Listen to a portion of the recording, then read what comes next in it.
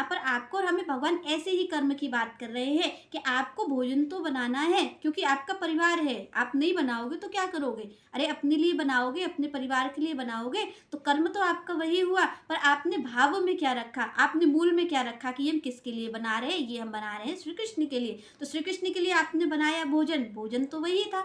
तो उसके बाद आपका कर्म भी वही था, कुछ नहीं बदला। श्री कृष्ण को आपने अर्पित करवाया, उसके बाद वो क्या हुआ? पहले वो भोजन था, जो आपका परिवार पाता वो भोजन था, पर उसके बाद फिर वो क्या पा रहा है? वो प्रसाद पा रहा है। बस इतना अंतर, यही कर्म योग है। भक्ति के साथ ही कर्म होता है और कर्म के साथ ही भक्ति होती है, कुछ भी अलग नहीं होता। श्री कृष्ण इसकी बात करें कि कर्म भक्ति दो नहीं है, कर्म और भक्ति एक ही है। कर्म में ही भक्ति है और भक्ति में ही कर्म है। बस स्वार्थ आपको हटा देना है, परमात्मा की भावना ही भक्ति है। तो इसके आगे श्री कृष्ण कहते हैं कि आपको कर्म तो करना है, पर और कौन सा कर्म आपको करना है? जो विशेष कर्म, जो कर्म आप और हम करने के लिए आए हैं, श्री कृष्ण उसकी ही बात करते हैं। आगे श्री कृष्ण कहते हैं, यज्ञ अर्थात कर्मणो अन्यत्र लोकंस कर्म बंधना तदर्थ कर्म कौन्ते मुक्त संग समाचर। भगवान क्या कह रहे हैं? भगवान कह रहे हैं कि यज्ञ अर्थात कर्मणो अन्यत्र लोकंस कर्म बंधना। भगवान कह रहे हैं कि भाई कर्म क्या है? कर्म तो यज्ञ है, यज्ञ जो विष्णु के लिए किया जाता है। भगवान कह रहे हैं कि भाई जो विष्णु के लिए यज्ञ किया जाता है वही है आपके मुक्त होने की। आप अगर मुक्त हो सकते हो तो उसी से हो सकते हो, ये जो यज्ञ विष्णु के लिए किया जाता है। भगवान कह रहे अन्यत्र, भगवान यहाँ पर कहते हैं कि यज्ञ अर्थात कर्मणो अन्यत्र लोकंस कर्म बंधना। और भगवान कह रहे हैं कि भाई यज्ञ तो वही है, मुक्ति तो आपकी उससे ही होगी कि आप श्री विष्णु के लिए यज्ञ करो। वो अन्यत्र आप करते हो, तो भगवान कहते हैं कि अन्यत्र अगर आप किसी के लिए कर रहे हो तो यही आपके कर्म बंधन का कारण है। भगवान कह रहे यही आपके कर्म बंधन का कारण बनेगा। अगर आप भगवान को छोड़ करके कोई कार्य कर रहे हो, अन्यत्र किसी में भाव रख रहे हो, तो ये आपके कर्म बंधन का कारण बनेगा। आगे श्री कृष्ण कहते हैं कि तदर्थ कर्म कौन्ते मुक्त संग समाचर। भगवान कह रहे ऐसा ही कर्म आपको करना चाहिए। तो कौन से कर्म की बात करें? अब यज्ञ करने की भगवान बात कर रहे हैं कि भाई जो यज्ञ करता है मेरे लिए, मेरी खुशी के लिए, तो वो ही यहाँ से मुक्त हो सकता है। अन्यत्र कोई किसी के लिए कार्य कर रहा है, कोई कर्म कर रहा है, तो वो कर्म बंधन का कारण बनेगा। तो श्री कृष्ण कह रहे भाई यज्ञ करना चाहिए, पर कौन से यज्ञ की बात कर रहे हैं भगवान? भगवान कौन से यज्ञ की बात कर रहे हैं? वो कह रहे हैं यज्ञ ऐसा नहीं हो कि आपने कोई यज्ञ पूजा में बैठ गए और आहुति दे दी, आप उसको यज्ञ समझ रहे।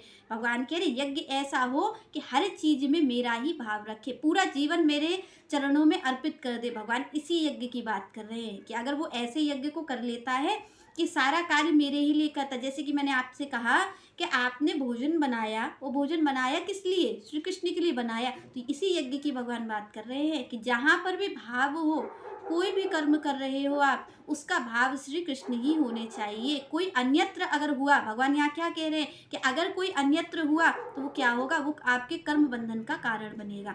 अगर आप श्री कृष्ण के लिए बना रहे हो तो श्री कृष्ण के लिए आप बना रहे हो, तो भगवान कह रहे हैं कि यहाँ पर आपके कर्मों का कोई प्रभाव नहीं पड़ेगा, आप उस कर्म बंधन में बंधोगे नहीं। क्यों? क्योंकि यहाँ पर देखिए कहा जाता है कि कर्म प्रधान विश्व करी राखा, जो जस करही तस फल चाखा। यहाँ पर श्री कृष्ण कह रहे हैं कि भाई कर्मों की प्रधानता है और कर्म प्रधान विश्व करी राखा, जो जस करही तस फल चाखा। जो जैसा करेगा उसका फल वैसा ही पाएगा। तो भगवान यहाँ पर किसकी बात करें? कौन इस फल से मुक्त रहेगा, कौन उस सुख दुख से मुक्त रहेगा? श्री कृष्ण इसकी बात कह रहे हैं कि आखिर आप और हम सोचते हैं कि भाई सुख दुख से मुक्ति मिलेगी कैसे? सुख आता है तो दुख आ जाता है, दुख आता है तो सुख आ जाता है। इसी झूले में हम झूल रहे हैं, आप और हम इसी झूले में झूल रहे हैं। तो आखिर इससे मुक्ति कैसे मिलेगी? भगवान कह इससे मिलेगी जब मेरे लिए यज्ञ होगा, जब आप कृष्ण भावना भावित होगे, आपका हर कार्य श्री कृष्ण को समर्पित होगा, तो भगवान कह तब आपको इस चीज से मुक्ति मिलेगी, तब सुख दुख के द्वंद्व से मुक्ति मिलेगी, आप इस भवसागर से उद्धार हो पाओगे। कब? जब सारा कृष्ण के लिए समर्पित होगा। आपका हर एक कर्म, छोटी से छोटी क्रिया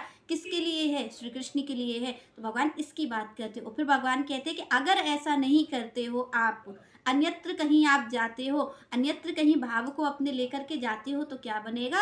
वो कर्म बंधन का कारण बनेगा, वो कर्म बंधन बनेगा। वो वही बात भगवान कह रहे हैं कि जो जस करही तस फल चाखा। भगवान कह रहे देखिए भाई, आप हमारे समर्पित होगे, आप हमारे सरेंडर होगे, तो आपकी सारी जिम्मेदारी हमारी है। आप जो भी कर्म कर रहे हो उसकी सारी जिम्मेदारी श्री कृष्ण जो है वो स्वयं अपने ऊपर लेते हैं कि भाई इस व्यक्ति की जिम्मेदारी तो हमारी है।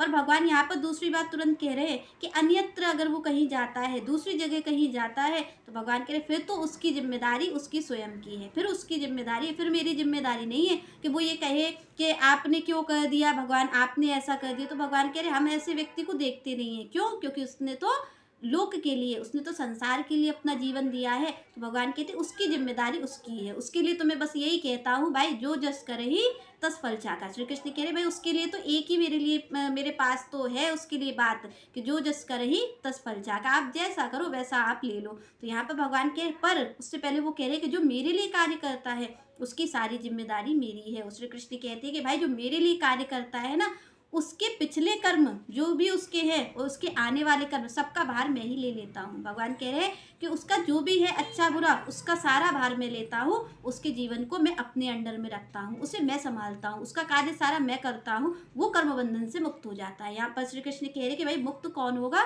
जो श्री कृष्ण के चरणों में समर्पित है, जिसने अपना पूरा जीवन श्री कृष्ण को दे दिया है। भगवान कह रहे हैं कि वो मेरा है, वो कर्म बंधन से मुक्त है। उसके कोई कर्म का प्रभाव नहीं पड़ेगा कि वो क्या करता है। पर कौन? जो श्री कृष्ण के चरणों में समर्पित है, जिसकी हर क्रिया श्री कृष्ण के लिए है। जैसे कि आप और हम सुबह जगते हैं, ठीक है, आप और हम जगते हैं और जग करके हम नहाते हैं, नहा धो करके हम भोजन बनाते हैं। तो यहाँ पर हम सब करते हैं। पर आप देखिए आपका उद्देश्य क्या है जगने का? एक उद्देश्य तो आपका ये हो सकता है कि भाई हमें उठना है, उठ करके हमें बच्चों के लिए भोजन बनाना है, हमने अपने हस्बैंड के लिए भोजन बनाना है और जॉब पर भेजना है।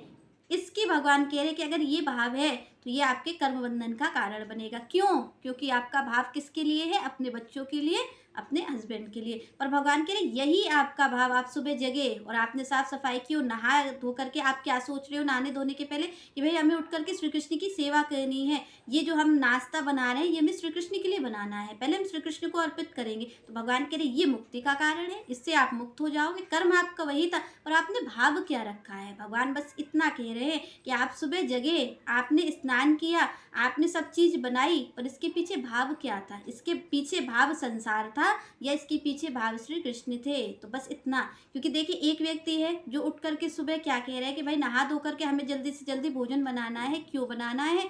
क्योंकि हमारे श्री कृष्ण भूखे होंगे, हमारे लड्डू गोपाल भूखे होंगे, तो हमें उठ करके उन्हें भोजन कराना है सबसे पहले। हालांकि आप बना रहे हो तो पूरे परिवार के लिए बनाओगे, सबके लिए ही बनाओगे, पर यहाँ पर आपका भाव ये है, भाव ये है कि हमें श्री कृष्ण को भोग लगाना है, भाव ये है कि हमें उनकी सेवा करनी है, हमें उन्हें नहलाना है।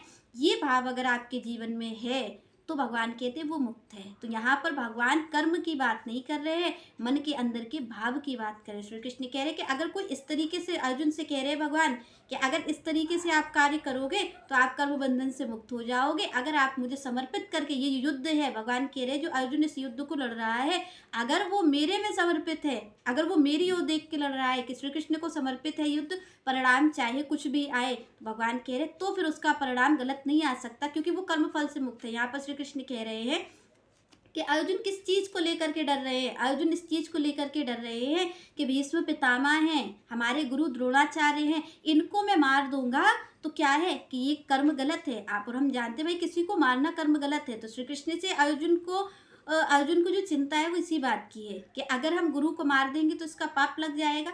अगर हम द्रोणाचार्य जी को मार देंगे, अगर हम भीष्म पितामह को मार देंगे, अपने परिवार को मार देंगे तो हमें पाप लग जाएगा। यहाँ पर अर्जुन इसी चीज का चिंतन कर रहे हैं। भगवान क्या कह रहे हैं? श्री कृष्ण कह रहे हैं भाई मेरी ओर तुम समर्पित हो, तुम पहले छोड़ दो कर्म फल की इच्छा, छोड़ो कि इसका क्या होगा। भगवान कह रहे हैं जो भी पाप पुण्य होगा वो मैं अपने ऊपर लूंगा, अर्जुन के ऊपर कुछ नहीं आ पाएगा, अर्जुन को कोई पाप पुण्य लगेगा नहीं। भगवान कह रहे हैं कि अगर मेरे ऊपर तुमने बिल्कुल भार छोड़ रखा है कि इसका परिणाम कुछ भी आए, मैं केवल धर्म की रक्षा के लिए कर रहा हूँ, मैं केवल श्री कृष्ण के लिए कर रहा हूँ। क्यों कर रहा हूँ? कि श्री कृष्ण कह रहे हैं कि आपको ये युद्ध करना है, और अगर आप तो उनकी इच्छा के लिए कर रहे हो, अर्जुन उनकी इच्छा के लिए कर रहे हैं, तो भगवान कह रहे हैं कि अगर मेरी इच्छा को समर्पित करके आप इस युद्ध को कर रहे हो, अपना स्वार्थ हटा के कर रहे हो, तो भगवान कह रहे बिल्कुल चिंता की जरूरत नहीं कि तुम्हें किसी का पाप लग जाएगा। भगवान कह रहे यहाँ सारा पाप पुण्य मैं अपने ऊपर ले लूंगा, मैं संभालूंगा तुम्हारी जिम्मेदारी, तुम्हें कोई पाप नहीं लग सकता। तो अर्जुन से यहाँ यही कह रहे हैं भगवान। और वो दूसरी बात ये भी कह रहे हैं कि अर्जुन अगर तुम ये सोच के कर रहे हो कि ये स्वार्थ मेरा है कि मुझे राज्य मिल जाएगा और मैं राज्य करूँगा, तो भगवान के अगर अन्यत्र भाव ला रहे हो तो फिर इस कर्म बंधन में तो तुम ही पड़ोगे कि तुमने इन सबको मार दिया और द्रोणाचार्य जी को, अपने गुरु को मार दिया, भीष्म पितामह को मार दिया, इतने सारे जनों को मार दिया, तो इसका पाप तो तुम्हें ही लगेगा। तो भगवान यहाँ पर दो बात कह रहे हैं कि भाई भाव देख लो, अर्जुन किसके लिए कर रहे हो, कर्म तो करना है पर है भाव कौन है, क्या भाव है आपका? आपका भाव श्री कृष्ण है कि मैं इनके लिए कर रहा हूँ, या फिर भाव ये राज्य है, किसके लिए कर रहे हो? भगवान इसी चीज को कह रहे हैं कि अगर अर्जुन अपने कर्म के भाव को देख लो, तो बस भगवान हमसे यहाँ यही कह रहे हैं कि कर्म योग क्या है कि आप जो कार्य कर रहे हो ना, आप जो सुबह से अपने जीवन के कार्यों की शुरुआत करते हो, श्री कृष्ण वही कह रहे हैं कि भाई अपने भाव को आप देख लीजिए, किसके लिए कर रहे हो? संसार के लिए भोजन बना रहे हो तो फिर तो आप सुख दुख जानो, आपको सुख और दुख दोनों मिलेगा, क्योंकि आप कर्म बंधन में बंधे हो। बस श्री कृष्ण कह रहे अगर आप मेरे लिए बना रहे हो, अगर आप ये सोच रहे हो कि ये भोजन श्री कृष्ण के लिए बनाना है, तो फिर आप इस कर्म बंधन से मुक्त हो। भगवान कह रहे यही तो परमार्थ, यही सेवा है।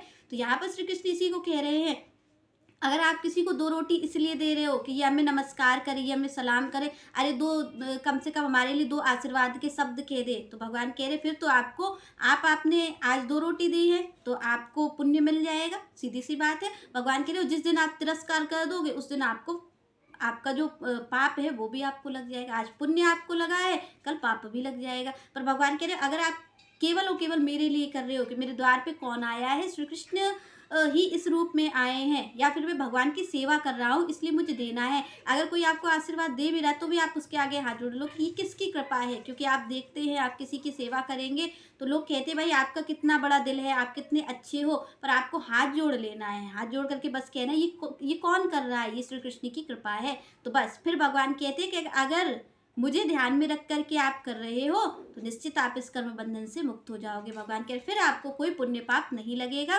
क्यों? क्योंकि सारे पुण्य पाप का भार मैं अपने ऊपर लेता हूँ। तो बस आपको और हमें एक ही चीज़ करनी है, कर्म नहीं त्यागना है, पर ये जो भाव है, ये जो कर्म हम कर रहे हैं, इस भाव को हमें श्री कृष्ण से जोड़ लेना है। यही भगवान कह रहे हैं कि भाई कर्मों को त्याग नहीं करना है, पर इसके पीछे भाव क्या है। और आप बिल्कुल भी ये मत सोचिएगा, ये गलती मत करिएगा कि श्री कृष्ण आपके भाव को नहीं जानेंगे। भगवान वहाँ तक जानते हैं जहाँ तक हमें और आपको खबर नहीं है। तो श्री कृष्ण जानते हैं कि आपके हमारे मन में क्या चल रहा है, इसलिए हमें अपने जीवन की छोटी से छोटी क्रिया हमें क्यों करनी है, क्योंकि श्री कृष्ण इसके क्या कहते कारण है, क्योंकि हमें श्री कृष्ण के लिए करना है। हमें अपना भोजन बनाना है तो किसके लिए बनाना है, हालांकि पूरा परिवार खाएगा, आप बना रहे हो, पर भाव मन में यही रखिए कि ये हमें श्री कृष्ण के लिए बनाना है। अगर हम किसी चीज़ की सेवा कर रहे हैं, हम किसी को दान दे रहे हैं, तो क्यों दे रहे हैं, क्योंकि हमारे श्री कृष्ण को आनंद मिलता है। बस हमें इस चीज़ का ध्यान रखना है। हमें दान क्यों देना है, क्योंकि श्री कृष्ण खुश होते हैं। किसी की मदद हमें क्यों करनी है,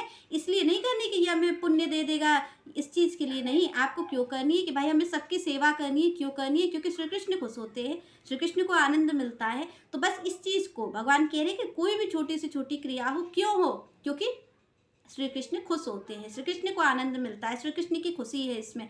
तो हमें अपने जीवन को बस इस तरीके से बनाना है कि वो किसके लिए हो, वो कृष्ण भावना भावित हो। कृष्ण भावना भावित यही है कि आपकी हर क्रिया केवल हो श्री कृष्ण के लिए। आप सबकी सेवा करें। क्यों कर रहे हैं आप इस सेवा को, पूरा परिवार है आपका, क्यों सेवा कर रहे हैं, इसलिए कर रहे हैं क्योंकि श्री कृष्ण खुश होते हैं, क्योंकि श्री कृष्ण का आनंद है इसमें, इसलिए हमें करना है। हमें दान देना है क्योंकि श्री कृष्ण को आनंद होता है। तो उनकी खुशी के लिए, हर कार्य उनकी खुशी के लिए हमें करना है। और जब हम उनकी खुशी के लिए सारे कार्य करने लगेंगे, कार्य तो वही होंगे पर हमारा भाव बदल जाएगा। और जैसे ही भाव बदलेगा, हमें श्री कृष्ण के जो भक्ति है उसकी प्राप्ति हो जाएगी। और श्री कृष्ण की प्राप्ति भी हमें इसी सेवा के द्वारा हो जाएगी।